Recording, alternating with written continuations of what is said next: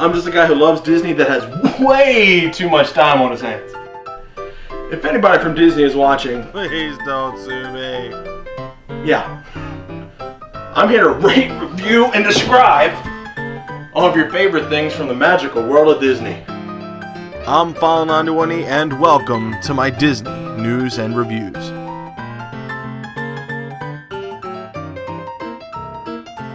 Hello everyone and welcome to this week's Disney News and Reviews. I'm File91e. Sorry I missed last week, guys. I had a bunch of stuff that I needed to get done and just didn't have time to do a video, but I'm back this week. I'm just letting you know right now, this video is going to be incredibly long. I have a lot of news, especially a lot of it coming out of D23.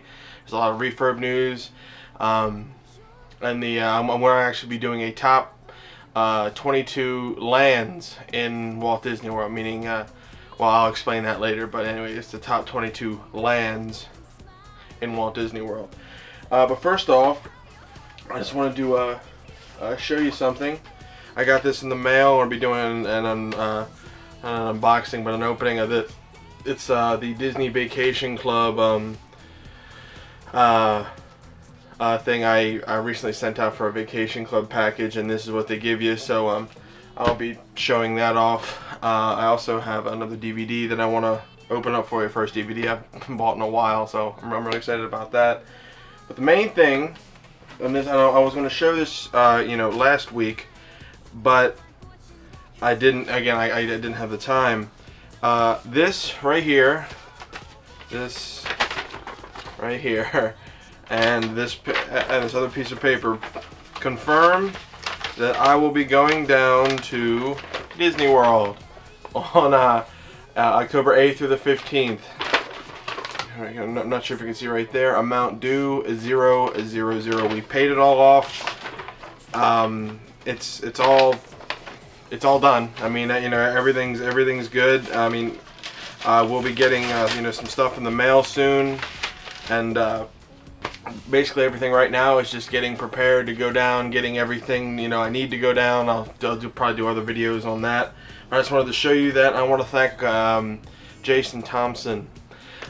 He's a fan of mine, and he's a friend of mine on Facebook, and he was the sole reason as to me going down. He messaged me on Facebook, and he mentioned to me that there was that Disney was doing this free dining plan. So I was like, what do you mean a free dining plan? Basically what that meant is I get the dining plan for free. The dining plan that I had paid an extra $1,000 for. So I was like, oh my God. So I called my travel agent. She took off that $1,000, and that helped incredibly when as to getting all the money together for Disney World. So again, just big ups to him. Big thank you to him. Without that one little bit of information that I didn't know of, I totally overlooked it. I probably wouldn't have been going down to Disney World. It would have been a little tough for me, and would have been in debt a lot worse than I am right now. I currently am right now. So again, thanks so much. I really appreciate it. You really saved my butt on that. So yeah. Anyway, let's get right to the news. Again, a lot of news this week. A bunch of stuff has been happening, so I have 2 weeks worth of news to kind of update you on. www.magic.com, touringplans.com, and/or allears.net has ongoing coverage of the D23 Expo with all the latest scoops and news. Check them out at their respective web pages or their respective Twitters. They have all of them have a Twitter feed going as to what their what the D23 Expo is revealing. There's a whole bunch of debuts and different things, so just check that out. It's awesome stuff. The new/old Enchanted Tiki Room has reopened to the public after a long refurbishment stemming from a fire earlier this year. Many people were wondering as to what they were doing in there. Well, WDW Magic took some photos and video of the new attraction, and Disney has taken out the whole under new management theme and have gone back to the older style attraction, though making the show a little shorter and not as scary for kids. So be sure to check it out when you go down. I can't wait to see it for myself. They basically went back to the old style of the Enchanted Tiki Room. You saw some photos right there. They do have video of it up at www.magic.com, so check that out. Reservations have opened for premium events at the 2011 Epcot Food and Wine Festival, including Party for the Senses and wine schools and tasting. Reservations can be made by calling 407-WDW-FEST, F-E-S-T. Now it's almost that time again for the Magic Kingdom to be transformed with Halloween decorations in preparation for Mickey's Not So Scary Halloween Party, which this year begins on September 13th. The Halloween decor will begin installation after park closing on August 29th. So August 30th, be prepared for a whole new, to see some of the Halloween stuff that they're putting up. And some rehab and refurbishment news. A lot of closings, a lot of switching around or whatever. Magic Masters at Downtown Disney Westside will be closing at the end of September after reaching the end of its contract. The store has been at the West Side since July of 2001. A new shop called Something Silver will be taking up occupancy of the location. There is a Something Silver store at the Disneyland, downtown Disney. So it's all kind of keeping with the Disney theme there. The Dark Room shop at Disney's Hollywood Studios will be closing for a brief refurbishment from August 29th to September 1st, reopening on September 2nd. Keep an eye out, just remember that when you're going down. Flights of Wonder at Disney's Animal Kingdom is scheduled to begin to be closing for a refurbishment from August 28th to September 11th, reopening once again on September 12th.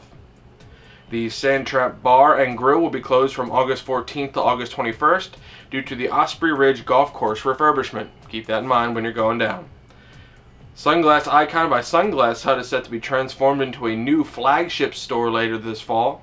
The new store will feature some brand new technology alongside all the latest sunglasses. No specific dates have yet been released for the refurbishment, so I'll keep you updated on that. The Yakitori House at Epcot's Japan Pavilion closed last week to begin a 3-month refurbishment. That will be closed when I go down there. During the refurbishment, many of the menu items will be available at the temporary food and wine kiosk at the pavilion, so that's pretty cool. And finally, Magnetron at Downtown Disney's West Side will be closing for good on September 30th and will be replaced by Blink by Wet Seal. I have no clue what that is. Anyway, it's the new store will feature apparel and denim for women, teens, and children. A similar store is already operating at Disneyland's Downtown Disney. So, I'm kind of sad to see the magnet store go. I really like that. I kind of collect magnets, and so does my mom. So it's kind of cool. But I am so sad to see that go. And again, a lot of refurbishment news. A bunch of news elsewhere. And again, check out the D23 stuff. They really have a whole bunch of things like the Avengers. There was they had all the crew there. It was really cool. So just check that out, the Twitter feed, or just go to their respective web pages. So anyway, let's get right to the reviews. Alright guys, again, I told you that this was going to be long, so just kind of bear with me. But anyway, today I'm not actually going to do a review. I was actually, driving to work the other day, and I was thinking about what my favorite areas are in the different theme parks at Walt Disney World. And I was like, that would be kind of cool to rate them, from my least favorite to favorite. So that's what I did. I basically went and I dug through all my park maps and whatnot, and I was like, okay, let's just list the different lands. So I came up with about 22. Now when I say lands, I mean like Tomorrowland or Adventureland or Frontierland, and in Magic Kingdom, and versus the Futureworld East or Futureworld West in Epcot, that sort of thing. So I listed them all and I ranked them. So these are File91e's top Disney lands in Walt Disney World. So anyway, starting number 22, Camp Mini Mickey. The only thing that this really has going for it, this land in the Animal Kingdom, is the Festival of the Lion King. This was actually supposed to be the Beastly Kingdom area, but Disney realized that they didn't have enough time and resources to make this land what it could be, so they renamed it Camp Mini Mickey and made it a kind of a kids area. The Beastly Kingdom was supposed to feature all kinds of different mythical animals and creatures like the Loch Ness Monster or whatnot. I really would have liked to experience that, myself personally. That would have been really cool. So hopefully down the line Disney might upgrade that. So that's pretty cool. Number 21 is the Animation Courtyard at Disney's Hollywood Studios.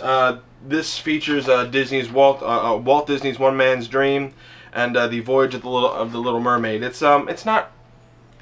They have a whole bunch of other things in there, like the animation thing. That's probably the best part of that whole area in Disney's Hollywood Studios. So just kind of there's some attractions there that should be updated a little bit better. But the Walt Disney One Man's Dream, that's really good too.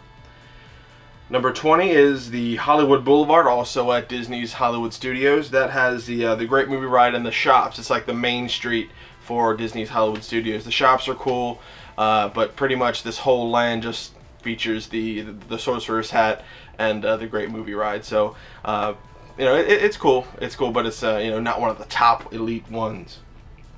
Number 19 is the Oasis at Disney's Animal Kingdom. Again, animal exhibits, different shops and whatnot. It's basically just the entrance to Animal Kingdom. If you're into zoos, you might rank this a little bit higher. The animal exhibits are pretty cool if the animals decide to come out, because I think they know when you're about to take a picture of them, because they're like, I don't want to get flashed in the eye again. I'm turning around. Screw this. So 19, Oasis. Number 18 is Rafiki's Planet Watch. The conservation exhibits are up there, but they do go. There is a train ride, which is actually kind of cool. To go up to the actual place. Nothing really much there. There's no real ride or attractions there. It's just learning exhibits about conservation. Number 17 is Main Street USA at the Magic Kingdom. Again, it is a classic place, but again, it's all just stores and stuff like that. So a lot of people don't pay attention enough to Main Street USA when you really should, because there's a lot of real cool nooks and crannies in there that you can really get some good stuff in. So Main Street USA is cool, but again, there are no real attractions there. So just check that out. It's one of those you can go whenever you want sort of things. Number 16 is Discovery Island. That has It's Tough to Be a Bug and the Big Tree of Life at Disney's Animal Kingdom. I would rate it higher, but again, it's just the Tree of Life, and that's it. And it's Tough to Be a Bug, which is inside the Tree of Life. So there's not a whole lot.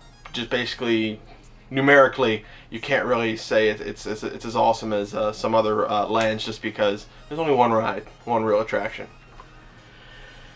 Okay, number 15 are the Streets of America. Now, I had originally thought that the Streets of America were just those two streets where you saw the cool street painting backdrops and whatnot. But no, this also houses the Muppet Vision 3D as well as the Lights, Motors, Action Extreme Stunt Show. Two very good shows at Disney's Hollywood Studios, so check them out, Streets of America. Number 14 is Pixar Place. Again, just one attraction, but it's probably one of the biggest attractions at Disney's Hollywood Studios, Toy Story Midway Mania. So that's why it's rated higher than most things, just because that one attraction is pretty epic. Number 13, Dinoland USA. Now, it's mainly for kids, but the Primeval World is an awesome attraction. Plus, it also has Dinosaur, which is another great attraction. There's a lot of cool things to see. It's very colorful, and they're recently updating or refurbing the Primeval World, which is one of my favorite rides at Disney's Animal Kingdom. So it's a really cool attraction and a really cool place to check out.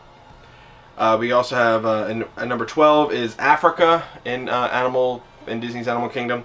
Again, pretty cool decor, and it has the Kilimanjaro Safaris, which is one of the whole reasons to go to the Animal Kingdom. They really did well with the actual decor of the whole thing. That's another plus about it. Even though I still think it's 10 degrees hotter in Africa than any of the other pavilions. I don't know why, it just is. but you know, it's just it is a great place because it's one of the better lands in the animal kingdom, just because of the Kilimanjaro safaris. Number 11 is Echo Lake. This houses the Indiana Jones Epic Stunt Spectacular Star Tours, but unfortunately is home to Sounds Dangerous, which is why it didn't rank higher than what it should have been, because it has Star Wars and Indiana Jones in it. But it has Sounds Dangerous, which holds it back, unfortunately. Number 10 is the World Showcase. The World Showcase. Every pavilion at the World Showcase. I really love the World Showcase. It's one of my favorite things to see. There's so much to it that you can't see the entire Future World and World Showcase, every 100% of it in one day.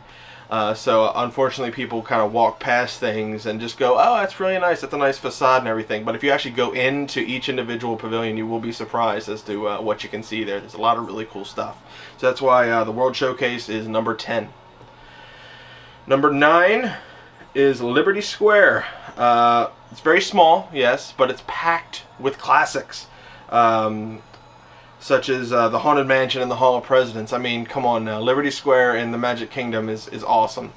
I think there's more awesome classic rides per capita in that little area than any of the other ones. So awesome stuff, Liberty Square.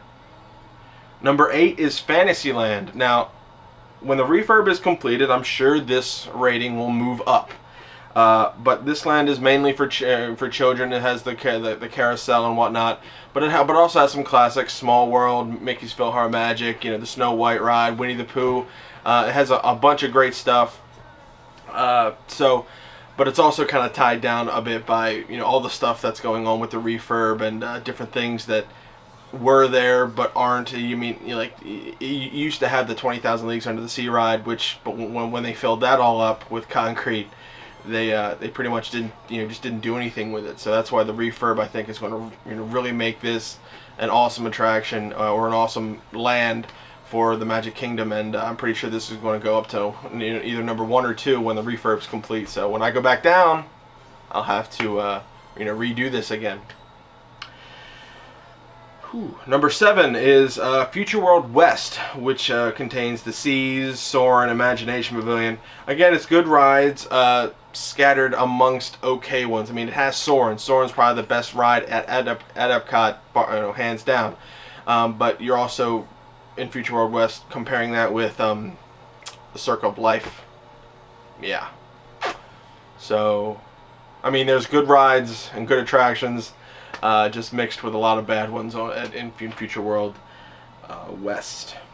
Number 6 is Frontierland. Now, Frontierland's great because this houses 2 of the 3 mountains of the Magic Kingdom, meaning Splash Mountain and Big Thunder Mountain, and Space Mountain's the 3rd one. Awesome set pieces, great visuals such as the steamboat in the river. I mean, this has an old rustic feel to it. They just did it right. Disney did it right. It's very brown and tan, and it's just it's really cool. It's a really cool land. It has a lot of really good rides, really a lot of classics. Just like I said, the big 2 mountains of Disney World are all housed in Frontierland. 2 of the 3 mountains. So awesome stuff for Frontierland. Number 5 is Sunset Boulevard for Disney's Hollywood Studios. This houses probably the top 3 attractions of Hollywood Studios, meaning the Rock and Roller Coaster, Twilight Zone Tower of Terror, and Fantasmic. I never really actually put too much thought into that until I realized, I mean, wow, like right at the end of this Sunset Boulevard is the big 3 for the Hollywood Studios. I mean, everybody just has to hang a right and hit these 3 things as soon as they go to Hollywood Studios, and pretty much your day is good. So that's really cool that they have all that stuff going on for it. Number 4 is Asia. Why? Asia, as in the Animal Kingdom, Asia. Why? One ride. Expedition Everest. Sometimes one great attraction is all you need. But this also has the Flights of Wonder and the Maharaja Jungle Trip and the Kali River Rapids to back it up. But Expedition Everest, I think, is arguably the greatest attraction in Walt Disney World, or at least the greatest roller coaster, I should say. Just because of its storytelling, the way it's put together. The queue is awesome. The actual ride itself is fun. They mixed, you know, different things with it just to get the story going. And again, like I said, sometimes one great attraction is all that you'll need to get you know, people to come into your park. So like, as much as I don't like the Animal Kingdom, I'll still go to it just to see and just to experience Expedition Everest. Excellent stuff. Number 3 is Futureworld East, which has Test Track, Mission Space, the Universe of Energy, and Spaceship Earth, and Interventions and all that. Awesome. That's, to me, is like the best part of Epcot. You know, you got all those attractions right there. I mean, if Soarin' were to make the jump over, that's all you need. That is all you need. Number 2 is Adventureland at Disney's Magic Kingdom, because, you know, pure and simple, Pirates of the Caribbean, Jungle Cruise, and Enchanted Tiki Room. What else do you need? So many classics. You know, this gives Liberty Square a run for its money with as many classics per capita of its square footage. You know, it also houses the Magic Carpets of Aladdin. This it's great. You know, the theming is good. It has the Swiss Family Robinson treehouse. It's just awesome. It's a great thing.